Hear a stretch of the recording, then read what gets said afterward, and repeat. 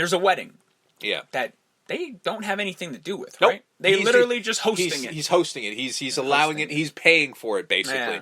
Because there are some people at the wedding that do not want him there. Because that's why the Reverend was at the thing. Exactly. Because it's the Reverend's son, I think? Or is I his think daughter getting married? I think it was his daughter. Yeah. And then I like to thank Nino to hosting this wedding. And there's Nino goes up and talks to a couple people who don't want fucking anything to do with it. No. So, like, it's well aware that people are like, this is fucked up. And then we get to the end of the party. Yeah. And we get Nick sneaking in, getting the floppy disk, and the guard dog barks for about 5 minutes and just stops. Well, because the guard dog is chained up. Which makes no sense. No. You have a guard dog that is supposed to stop someone from breaking in. But you've chained him up. You let them roam. Mm-hmm. You don't chain them to a pool table. No, it's a very strange decision, but okay. So he can just bark. You've created an alarm system. Yeah, hey, more power to you. But if that alarm system then just stops barking... I'm fairly certain an actual alarm system, although I guess you wouldn't want to alert the cops. Yeah. But an actual alarm system would be cheaper. Yeah, as soon as he opens up the safe, you could have just like... Either way. We get to the end. Yeah. The caterers are cleaning up. Mm-hmm. There's a little girl there. She's got a centerpiece. She drops it. She's going back for the centerpiece. And he's like saying hi to her. Yeah, and Nino's like handing it to her. Mm-hmm. And then he looks up. He recognizes the catering crew as Frankie's crew. He's like, gee, cover me. It's a hit. Yep. And then they fucking dive out. Pull guns. I like how girl. he ran away for a second and then comes back and grabs the little girl. And yeah. It's mentioned a little bit later. Straight up uses her as a human shield. Yep. Because he knows they're not going to shoot him. Yep. And it worked. You know what? This is actually... It's after this scene he gives fucking Selena shit. Because she's like, you used the little girl. Right, yeah. Because that was what I said. It was mentioned later. It was like, yeah, she's like, you used the little girl as a human shield. What the fuck's wrong with you? And I do like how Ice sees that, and then during this whole thing, he has his gun, and he's just like, if I shoot him right now... He's like, I could have shot him, and I really like that scene, because he's literally about to do it, but he can't, because, shit's flying, and he's got to shoot back, but... Like, it would have been so easy. And I don't know why she does this, but Keisha runs into the open to get a better shot, I guess. And she just gets mowed down. That's why it had to, because she had to go. Yeah. That was the only reason for it in the movie, because, no human being would ever do that.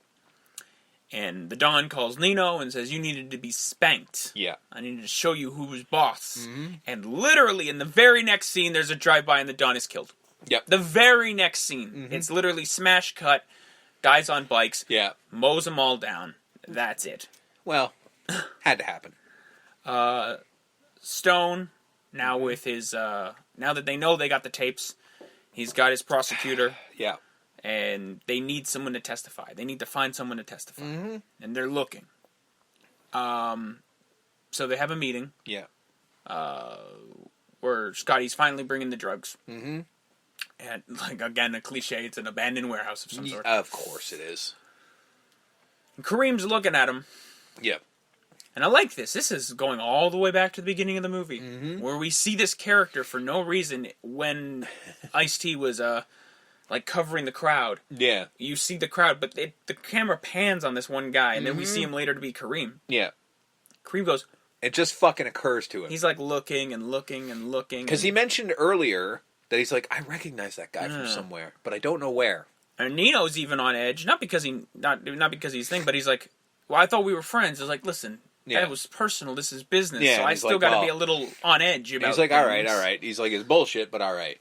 And shows him the money. And Kareem, and it's the money, That's a cop. Mm-hmm. What the fuck? And they all pull their guns. But that's the thing. Yeah. There's no question. No. There's no there's no conversation, and he has no time to defend himself. They just go, he's a cop, okay. Well, guns. Again, you look at what Nino's been through fairly recently. His entire operation went down because of this shit. He's not taking any chance. He's like, who is this fucking guy? Who gives a shit? He just fucking mows him down, and he's got the money that's already there, and then he fucking kills the guy who gives a shit. Yeah. That's his plan, I'm sure. So the money gets scooped up. There's a shootout. Park is killed. The Dudda man is killed. Yeah. Nino escapes. Mm-hmm. Barely with his life. Yeah. Like, barely.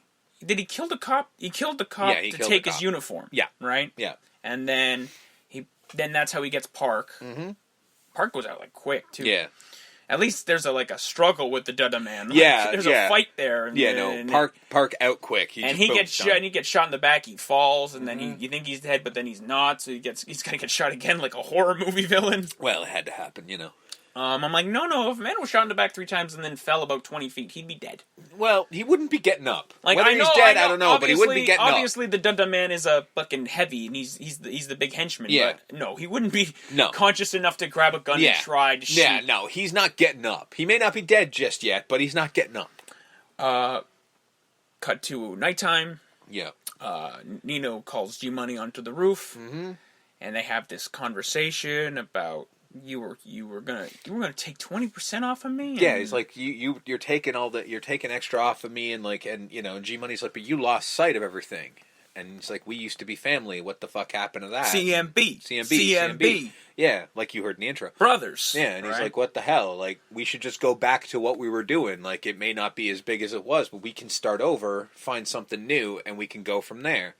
And Nino ain't having none of that. Yeah, he's like, yo, you fucking took it over. And he's like, and you're also fucking on crack, by the way. Yeah. You've been sucking the glass dick. And he's like, you don't think I fucking noticed this shit? And I'm looking at him going, how would you fucking notice? If you didn't show me the scenes of it, I wouldn't have known. Yeah. He wasn't dancing and singing. Yeah, no, he wasn't Chris Rock in it. And then he basically he's like, what the fuck was the line? I literally listened to it like 40 times last night, and now I can't remember it. Yeah, I'm not my brother's keeper. And which they say earlier in the film. That's sort of their mantra. Yes, I am. Yeah, yes, I am. And he says, yes, I am, and fucking blows him away. With just tears, and he does not want to kill G-Money. This is not him being cold and being like, fuck you. Yeah, no, he's having the conversation, and he's crying the whole time. Because they even bring up Unique's like, please don't tell me this is all over her. Yeah, she's nothing. It doesn't matter who I fuck. Like, what the hell are you talking about? Like, and he's like, no, it's not just that, it's all this. Like, you embarrass me in front of everybody and all that shit, and it's like...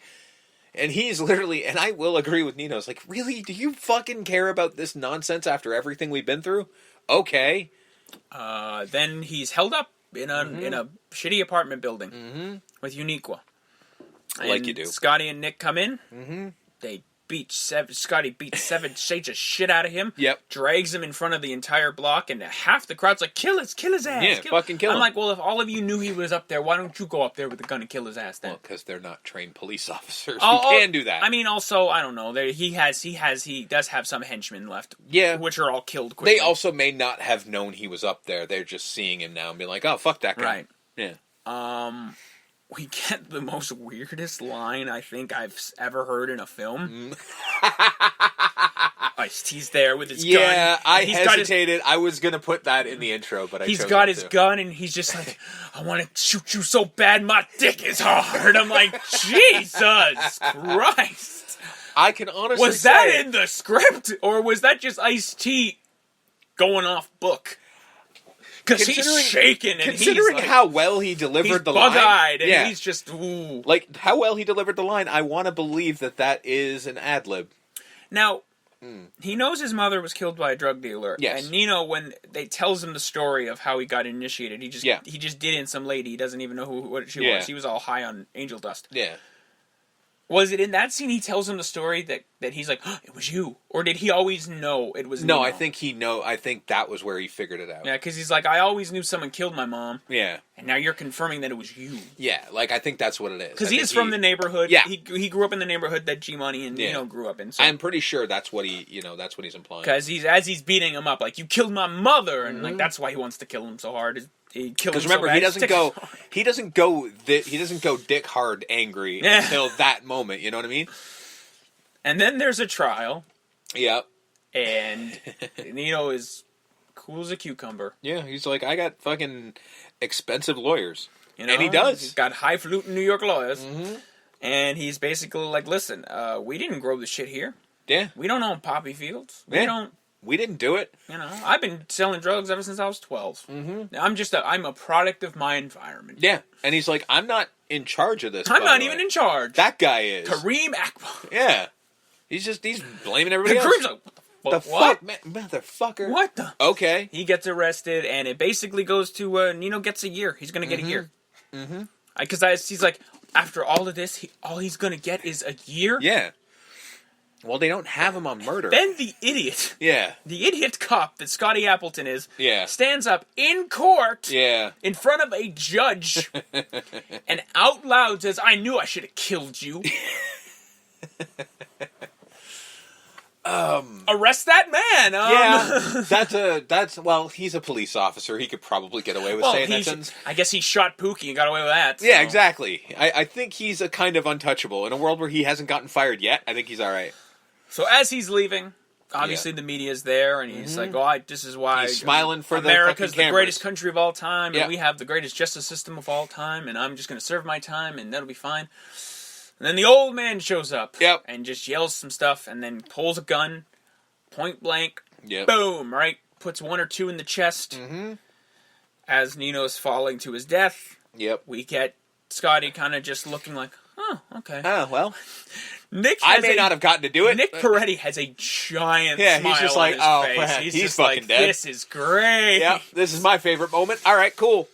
And we get the scene. Yeah. Same thing as Scarface. Yeah. Instead of a pool, he's just on the ground, and the press are just taking pictures of his dead, bloody body. I'm like, okay, is that going to be in the paper? Yes, it will. Oh, fair enough. They absolutely do that.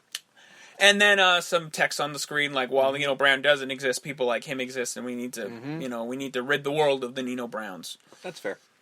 With money, money, money, money. Money. Playing us off into the credits. With Queen Latifah rapping over it. Yeah, which is awesome. great. That's a great remix. Good job, everyone. Again, the music in this movie is fantastic. It is. So that was New Jack City. And I love this movie. Yeah. I haven't seen it in a long time, but I do remember as a youth, if you will, teenager, I watched this movie all the time. That's why I brought this movie to this month, because I wanted to talk about it. I'm giving it 10 New Jack Swings out of 10. Yes, there is some ridiculousness in here. It is as cliche of a crime movie as you're going to get. Yes. It does have lines like, "I want to shoot you so bad, my dick is hard." But the performances that are powerful enough, your Pookies, your Ninos, your G-Moneys, even your, like, as cliche it is, your Stones. Yeah. I kind of wish Mario Van Peebles was in this movie a little bit more. Well, he's always been a solid actor.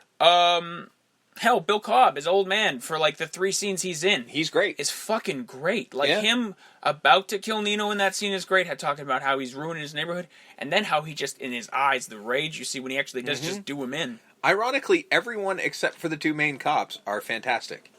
I mean, I'll always they've got moments. I'll be honest with you, especially earlier, because it's 91. I'll give Ice-T the pass. Oh, yeah. Because he doesn't really have a lot of acting under his belt. Judd Nelson does not get a pass. I will not give him a pass in this. But I will actually give it 8 glass dicks out of 10. I really enjoyed it. That's what I can just wax poetic about this movie all day long. I don't have the nostalgia. I don't have the nostalgia to jump it up to 10. This is why I want you to talk, because this was your first time seeing. Well, that's the thing. And I'm glad that at least this time around for this February, the movie I brought to you wasn't the Meteor Man. Which I don't know if I've mentioned. I'm sure I've mentioned it on the show before, but I will mention it every chance I get. I want to retroactively give that movie a 2. I don't remember what I gave it, but I want to retroactively give it a 2 because the more I think about it, the less I like it. So it may continue going down. This was a movie I wasn't sure how I was going to feel. I kind of figured I would like it considering everybody involved, but I wasn't sure. But actually, it really worked. I mean, I think I mentioned either off mic or on mic. I cannot remember because I can't remember half of what I do. The scene where he's laying out what he plans to do with the Carter and shit like that is fan-fucking-tastic. I love that and then shit. The montage that yeah, follows. Absolutely. I love that kind of shit in movies like this, where they explain what they're going to do and then it actually fucking comes together. I like the look of that kind of shit. I like when they explain stuff like that. I think that's really good. Wesley Snipes' performance is fucking phenomenal in this movie. A lot of the performances are really good. I think the action holds up. It's not over the top crazy. It actually is just a there's only really 2 big shootout scenes in the whole film. Yeah, and they kind of work, and they're not going crazy with it. When the cops infiltrate the Carter at the end in the warehouse. Those are the only 2 big action. And the thing is like as much as we're saying like it's by the book as fuck, like occasionally it will fucking turn a corner where you're like, wait, what the fuck happened? Well, like the whole Pookie arc. exactly like the Pookie thing where you're like, oh shit. that is just different enough to keep you interested. It's not the same old, same old. Like, Pookie getting rehabilitated is basically the entire second act of this film. Yeah, kind of. Like, him starting off as a crackhead. Yeah. Him being rehabilitated.